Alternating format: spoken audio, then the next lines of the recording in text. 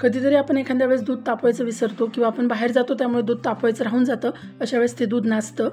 असं नासलेलं दूध न फेकून देता त्यापासून छान अशी स्वीट डिश आपण तयार करू शकतो. कलाकंद तयार होतं त्याचं. आज तेच करणार आहे. माझं पण आज दूध नासलं होतं. ते दूध आता त्यातलं हे जे नासलेलं पाणी आहे आपल्याला काढून टाकायचं आहे पूर्ण, आणि वरती छान अशी मलाई राहते, त्याचं आपल्याला कलाकंद करायचं आहे.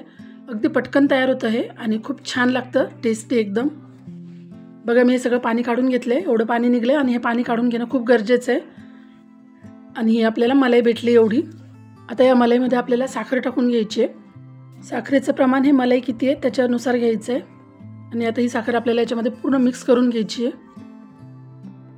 खूप छान कलाकंद तयार होतं हे आणि पटकन होतं तयार.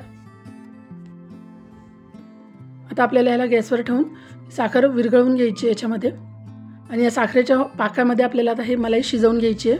हे खाली लागतं त्याच्यामुळे खाली लागू नये, करपू नये, त्याच्यामुळे याला सतत परतत राहायचं आहे. थोडं 5 ते 10 मिनटं आपल्याला याला असंच परतून घ्यायचं आहे छान. 5 ते 10 मिनटानंतर छान ती साखरेचा पाक पूर्ण आटून जातो.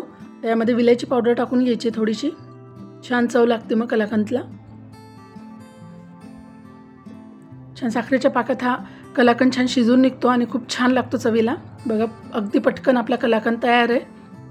फक्त मलाई, साखर आणि विलायची पावडर ह्या 3च साहित्यात खूप टेस्टी असं कलाकंद आपलं तयार होतं आणि तेही खूप झटपट.